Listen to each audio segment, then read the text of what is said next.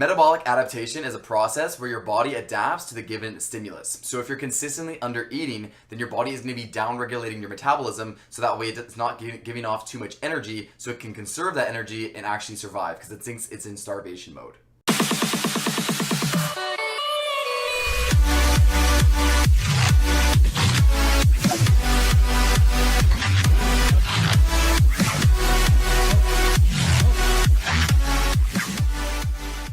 Hey guys, Anthony Pietrobono here, online coach, personal trainer, and university student. For today's video, I wanted to discuss metabolic adaptations and the issue with macronutrient calculators. Let me give you an example. So I had a new client reach out to me and he wanted to drop about 10 pounds of body fat. And actually, he's okay with letting me share this story. I asked it beforehand, so he reached out to me. He wanted to drop about 10 pounds of body fat, and he never really did any specific diet before, or he's never really counted his nutrition or tracked anything before. He's just been training and eating.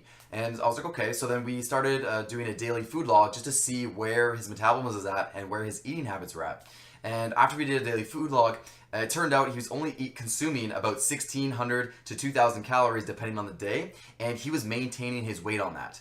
Now, he was feeling completely fine on this, and he's training 5 days a week. We have no cardio in yet. He also weighs around 185 pounds. He's relatively lean, anywhere from like 12 to 15% body fat.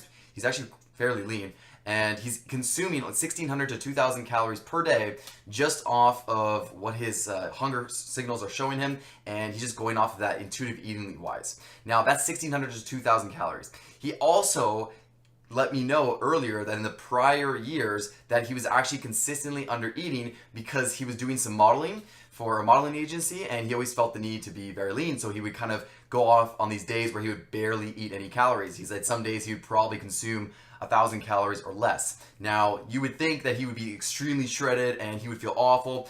One, he actually feels okay on this because his body learned to adapt. See, this is the clear example of metabolic adaptation. His body was down-regulating his thermogenic process and other metabolic processes to combat and make up for this lack of caloric intake. The other issue here is his hormones are taking a hit because they're going to be amplified and overstressed just to make up for the lack of nutrients.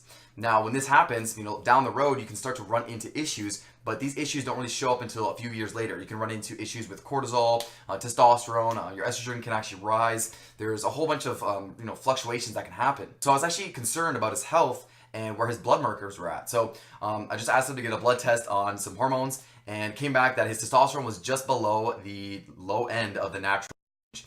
And he's 24, so it should be pretty much in the middle of the range. So I was kind of concerned there, and I kind of told him and explained that it's going to be in your best bet to actually just take a step back and let's just try to recover your metabolism, slowly reverse diet, even though he's never even really consciously dieted. He's just been doing this yo-yo dieting for the photo shoots, and then he would just eat normally again. So he would just go back and forth in intake, and that's the issue. It's like when you have the lack of consistency, your body doesn't know what to adapt to and it can't stabilize. So he was down-regulating his metabolism and his body was adapting to that stimulus. So now he was consuming 1,600 to 2,000 calories and maintaining his weight. Now, if he used a macronutrient calculator, any calculator, and he's put in all of his stats, how much active he is, it would literally tell him to consume about 2,400 calories to lose weight. And he would be gaining weight on that. That's the only issue that I really find with macronutrient calculators. They don't take into account where you're currently at. Now, that's, they're a good place to start, but again, you wouldn't really expect that. You'd think, wow, he should be able to lose weight on 1,600, 2,000 calories, but that's where metabolic adaptation comes into play. Your body really does adapt to whatever stimulus it gets. If you're doing something prolonged over a specific period of time, a long enough period of time, your body's going to adapt to that. That's going to become the new normal for your body. So his body learns to operate best on those calories. So what we're doing now is we're actually, over this 12-week period, we're actually increasing his intake slowly, 50 to 100 calories every single week. Not every single week because it depends on his pictures. If he starts partitioning nutrients poorly, if we start seeing certain signals, then we're going to pull back or we're going to push some more. It depends obviously on the body, but as a general rule of thumb, you'll want to slowly increase your intake from anywhere from 50 to 150 calories per week, pretty much primarily from carbohydrates or fats. You want to keep your protein typically the same, and then you can adjust your carbs and your fats. Now keep in mind, metabolic adaptation can go the other way. You can actually boost your metabolism by, again, doing that slowly, consistent, progressive eating and be raising that intake. Also, if you're progressing your training stimulus with that, that's going to be even in accelerating that further, where you can actually boost your metabolism more, because one, you're going to be slowly eating more. If you slowly eat more calories, like a 100 calorie intake per day for a week, and then you actually add in like 1 extra set or 2 extra sets in your workouts, that's another extra amount of expenditure that's going to compensate for that increase in food intake. And then that's how you can be boosting your metabolism past your normal metabolic set point. Now, metabolic set points are pretty much the place where your body genetically is comfortable, depending on your lifestyle and your expenditure and a whole bunch of previous history. And you can actually be manipulating that set point if, again, you deviate from the set point from a long enough period of time. That's the thing. So you can deviate in either way. You can downregulate your metabolism if you spend an enormous amount of time in that deficit, and you can upregulate that metabolism past your set point if you spend a considerable amount of time in that increased intake. So that's the key there, guys.